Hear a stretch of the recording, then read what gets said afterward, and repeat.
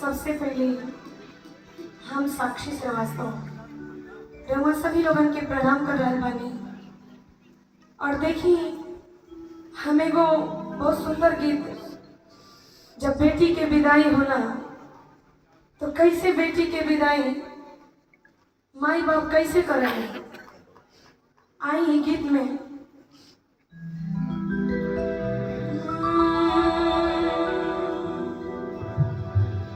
पिया की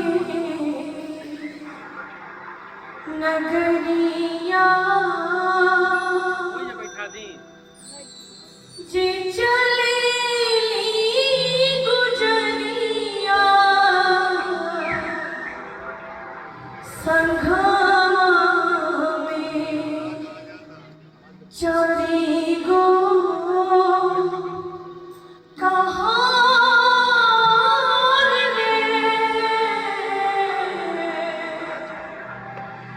संघमा में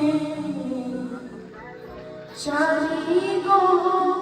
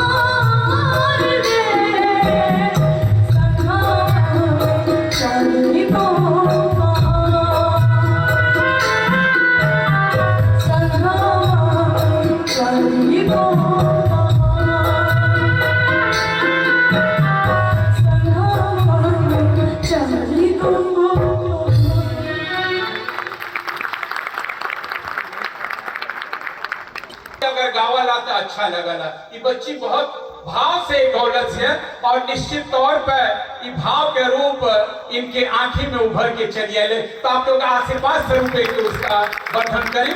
बेटा तू चिंता मत करो, बहुत अच्छा जनता जनार्दन स्वीकार गौलत है। सुन ये सत्य आशीष हमारी, पूजा है मनोकामना तुम्हारी, हर मनोकामना पूरी हो। भोजपुरी एसोसिएशन ऑफ इंडिया के आशीर्वाद है कि खुशी का निश्चित तौर पे आंसू है। बोल ऐसा है कि मेरी मम्मी नहीं है और